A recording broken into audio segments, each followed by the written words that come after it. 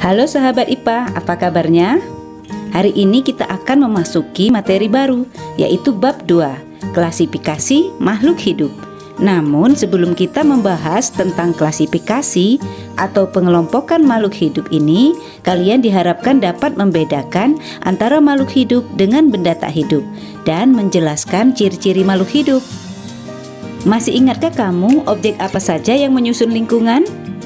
Ya, benar sekali. Lingkungan disusun oleh dua macam objek, yaitu objek biotik atau makhluk hidup, meliputi manusia, hewan, tumbuhan, dan mikroorganisme. Dan ada juga objek abiotik atau benda-benda tak hidup, seperti batu-batuan, tanah, air, udara, dan matahari. Nah, selain benda mati yang bersifat alamiah, di sekitar kita juga terdapat benda mati yang bersifat buatan, yaitu hasil kerja dari manusia, seperti kursi, meja, robot, mobil, dan sebagainya. Apa sih bedanya antara makhluk hidup dengan benda tak hidup?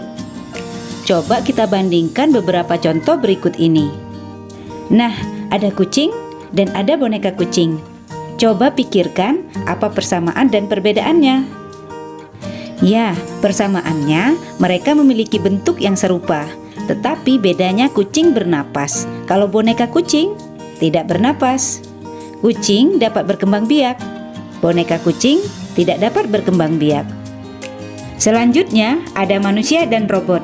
Apa persamaan dan perbedaannya? Iya, manusia dan robot sama-sama bisa bergerak. Perbedaannya, manusia dapat bergerak sendiri, sedangkan robot gerakannya dikendalikan oleh manusia. Manusia membutuhkan makanan dan minuman, sedangkan robot tidak. Manusia mengeluarkan zat sisa berupa keringat dan air seni, sedangkan robot tidak. Jadi, ciri-ciri benda tak hidup diantaranya tidak bernapas, tidak dapat berkembang biak, tidak memerlukan makanan dan minuman, tidak mengeluarkan zat sisa, tidak dapat tumbuh dan berkembang, tidak pekah terhadap rangsangan. Sedangkan makhluk hidup menunjukkan adanya ciri-ciri kehidupan. Apa saja ciri-ciri makhluk hidup? Makhluk hidup dapat bergerak, dapat bernapas, dapat berkembang biak, memerlukan makanan dan minuman, mengeluarkan zat sisa, dapat tumbuh dan berkembang, pekah terhadap rangsangan, dan dapat menyesuaikan diri terhadap lingkungannya. Untuk lebih memahami tentang ciri-ciri makhluk hidup, yuk kita bahas satu persatu. Ciri makhluk hidup yang pertama yaitu bergerak. Kita dapat berjalan, berlari, berenang, dan menggerakkan tangan. Tubuh kita dapat melakukan aktivitas karena memiliki sistem gerak yang terdiri atas tulang, sendi, dan otot. Gerakan pada manusia dan hewan disebut gerakan aktif karena dapat berpindah tempat. Sedangkan gerakan pada tumbuhan disebut gerak pasif karena gerakannya tidak dapat berpindah tempat. Ciri kedua, bernapas. Setiap saat kita bernapas. Bernapas adalah menghirup udara yang mengandung oksigen dan mengeluarkan udara yang mengandung karbon dioksida dan uap air. Tujuan makhluk hidup bernapas adalah untuk memperoleh energi. Alat pernapasan pada makhluk hidup itu berbeda-beda. Misalnya, manusia bernapas menggunakan paru-paru, cacing bernapas dengan kulit, ikan bernapas dengan insang, katak saat berudu bernapas dengan insang. Setelah dewasa, bernapas menggunakan paru-paru dan kulit. Burung bernapas dengan paru-paru dan dibantu dengan pundi-pundi udara. Ada juga yang bernapas dengan sistem trakea, yaitu serangga. Dan tumbuhan hijau bernapas menggunakan mulut daun atau disebut dengan stomata. Ciri makhluk hidup yang ketiga, berkembang biak. Kemampuan makhluk hidup untuk memperoleh keturunan disebut berkembang biak atau reproduksi. Tujuan makhluk hidup berkembang biak adalah untuk melestarikan keturunannya agar tidak punah. Sebagai contoh, kamu lahir dari ayah dan ibu. Ayah dan ibumu masing-masing juga mempunyai orang tua yang kamu panggil kakek dan nenek, dan seterusnya.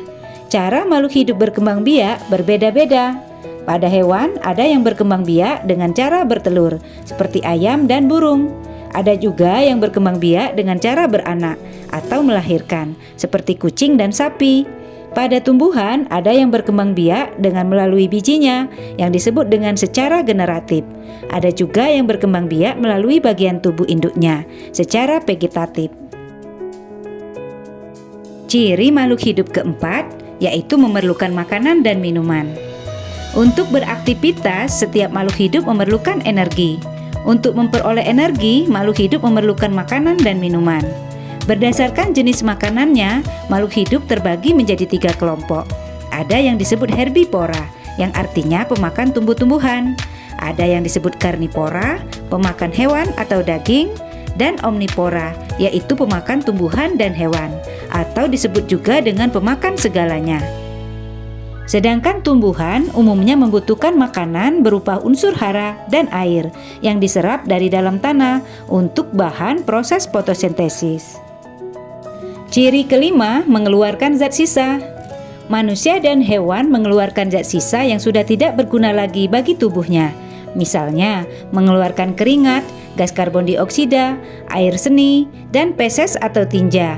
Sedangkan tumbuhan misalnya mengeluarkan gas oksigen dari hasil reaksi fotosintesisnya. Ciri makhluk hidup yang keenam yaitu tumbuh dan berkembang. Tumbuh artinya bertambahnya ukuran atau volume dan bertambahnya jumlah sel. Sedangkan berkembang adalah proses menuju kedewasaan. Contohnya, proses tumbuh dan berkembang pada manusia, mulai dari bayi hingga dewasa. Pada katak, mulai dari telur sampai menjadi katak dewasa. Pada kupu-kupu, mulai dari terbentuknya telur hingga menjadi kupu-kupu dewasa. Sedangkan pada tumbuhan, mulai dari tumbuhnya biji jadi kecambah hingga dewasa menghasilkan bunga dan buah. Ciri ketujuh, peka terhadap rangsangan. Bagaimanakah reaksimu ketika tiba-tiba melihat cahaya yang sangat terang? Tentu secara spontan kamu akan menutup mata atau memejamkan matamu, bukan? Itu artinya tubuhmu menunjukkan peka terhadap rangsangan. Pada hewan, contohnya kaki seribu, tubuhnya akan menggulung saat disentuh. Begitu juga pada tumbuhan, contohnya daun putri malu yang menutup saat kita sentuh. Ciri makhluk hidup yang kedelapan, menyesuaikan diri terhadap lingkungan. Kemampuan makhluk hidup untuk menyesuaikan diri dengan lingkungannya disebut adaptasi. Contohnya, tumbuhan yang hidup di tempat yang kering atau sedikit mengandung air memiliki daun yang sempit dan tebal. Sedangkan tumbuhan yang hidupnya di tempat yang basah atau banyak mengandung air memiliki daun yang lebar dan tipis. Contoh pada hewan, beruang kutub melakukan hibernasi atau tidur panjang di musim dingin untuk menghemat energinya. Tujuan dari adaptasi ini adalah agar makhluk hidup tetap dapat bertahan hidup. Demikianlah pembelajaran kita hari ini, semoga bermanfaat dan selamat belajar.